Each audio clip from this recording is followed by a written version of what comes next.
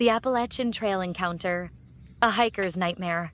Phil had spent years hiking alone, documenting his outdoor adventures on his YouTube channel, Hick Slam. He had traversed countless trails, camped in the most remote areas, and faced unpredictable weather. But nothing could have prepared him for what he would encounter on a seemingly ordinary overnight hike in November 2021. What started as another peaceful trek into the woods soon spiraled into a night of terror, leaving Phil questioning who or what was out there with him in the wilderness. The beginning of something strange. It was the night before Thanksgiving. The air was sharp with cold. The trees stood silent, and the only sound was the rhythmic crunch of Phil's boots against the forest floor as he made his way along the Appalachian Trail near his home in Virginia. Everything felt calm, undisturbed, normal, at first. About 30 minutes into his hike, something odd caught his eye. Trash littered the side of the trail. Unusual, but not entirely unheard of. Yet as he got closer, he realized this wasn't just any garbage. The items, plastic containers, scraps of paper, had something written on them. Scrawled in frantic, erratic handwriting were song lyrics, snippets of poems, strange and disjointed phrases. The words were desperate, messy, like they had been scribbled in some kind of frenzy. A chill ran through him. Why would someone take the time to write on these objects, only to discard them deep in the woods? As he continued walking, the bizarre notes became more frequent.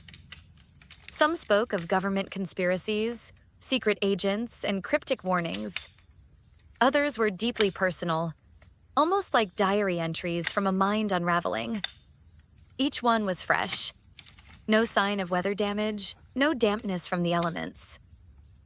Someone had left them recently. Then, his flashlight beam swept over something that made his breath hitch. A dead duck. It lay motionless, its feathers still intact, its body limp but not yet decomposed. A sickening realization settled over him. The duck had been placed there. On purpose, right next to one of the notes. Phil's instinct screamed at him to turn back. Something wasn't right. But he pressed on, documenting the eerie discovery for his viewers, hoping, perhaps foolishly, that there was some kind of rational explanation. The shelter, the fire, and the stranger. Not long after, he reached the boundary where the trail transitioned into deeper wilderness. The deeper he ventured, the more off everything began to feel. The forest, once peaceful, now carried an oppressive silence. Even the wind had stilled, and then he saw it. Just ahead, about 20 yards from the trail, a small campsite stood hidden among the trees. A crude shelter made of a tarp. A fire, still burning, its flames licking hungrily at the cold night air. Someone was here, but Phil couldn't see who. A sudden rustling from the trees sent a spike of adrenaline through him. He wasn't alone. Someone, possibly the person who had written those notes, was nearby, watching. At that exact moment, two figures appeared from the trail ahead.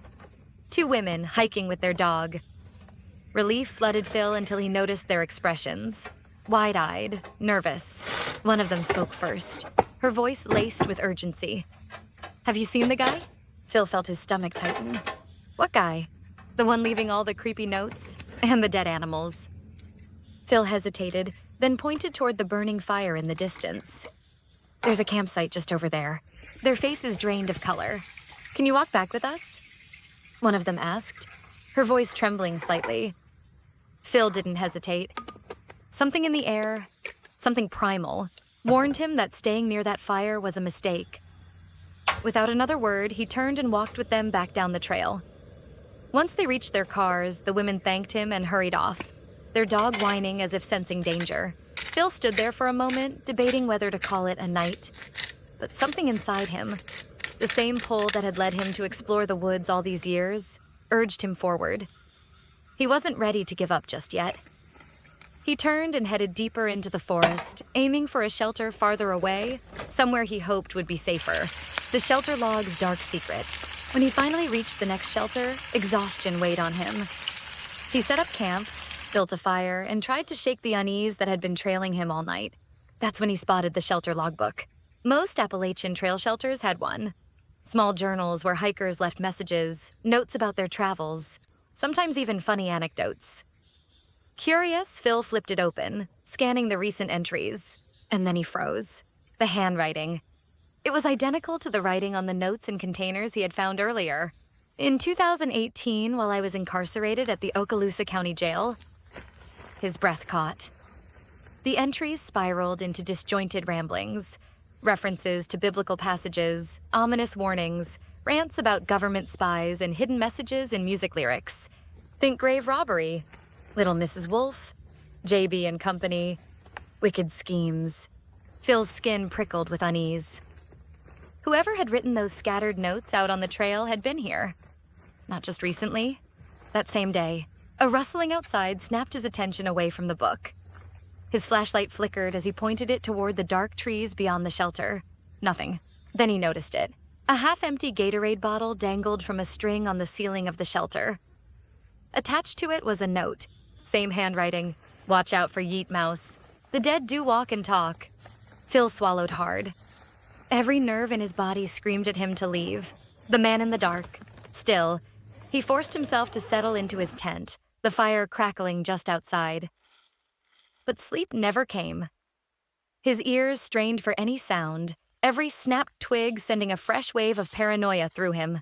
And then footsteps, slow, deliberate, approaching the shelter. Phil's pulse pounded.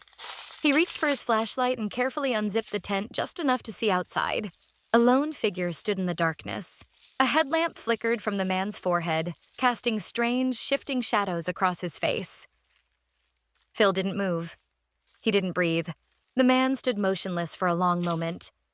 Then, as if sensing he was being watched, he took a single, deliberate step toward the shelter.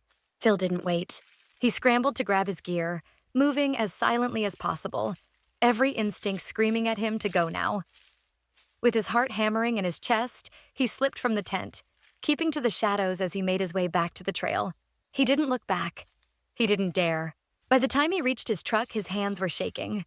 He locked the doors, started the engine, and drove away, checking the rearview mirror the entire way home. Phil never returned to that section of the Appalachian Trail.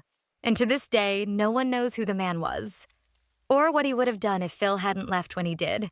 The Stalkers in White, a hiker's nightmare. In the spring of 2008, Matt Higgins, an experienced 18-year-old hiker, embarked on an ambitious solo journey through the California section of the Pacific Crest Trail.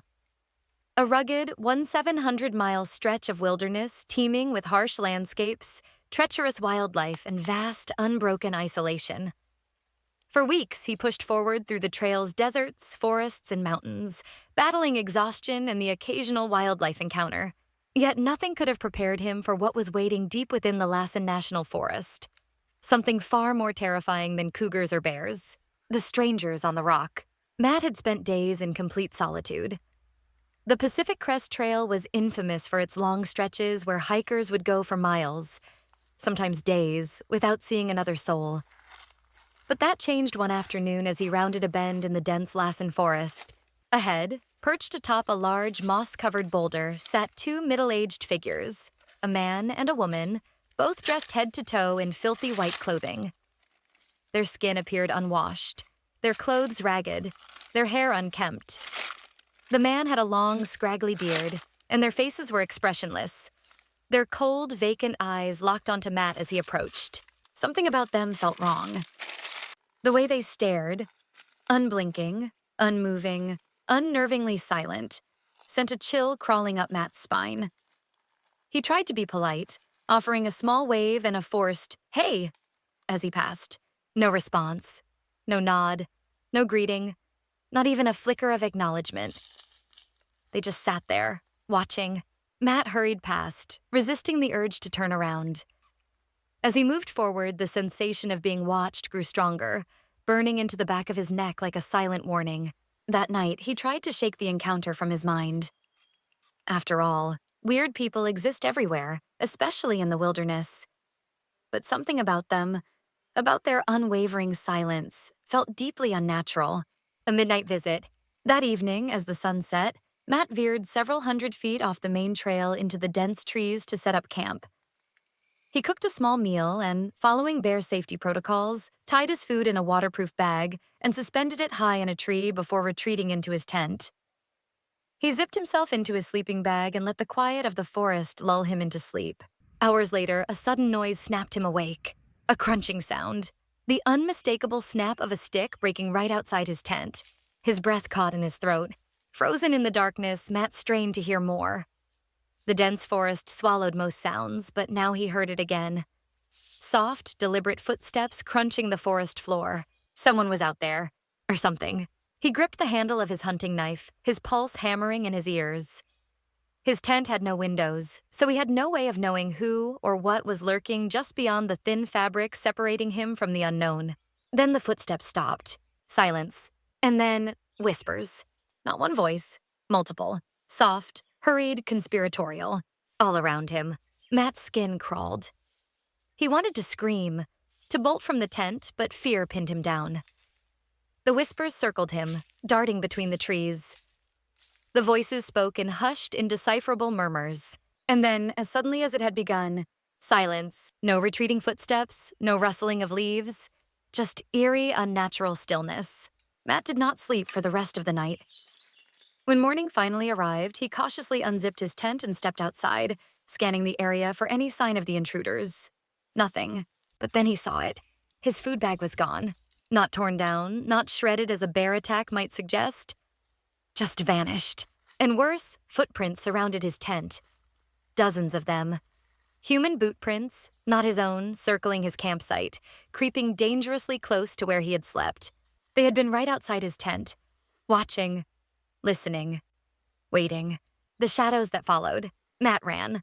With his gear hastily packed, he sprinted back to the main trail, his eyes darting in every direction, expecting to see the man and woman in white lurking in the trees. But no one appeared. He hiked faster, pushing himself harder than ever before, desperate to put distance between himself and whatever had been in his campsite. For 3 days...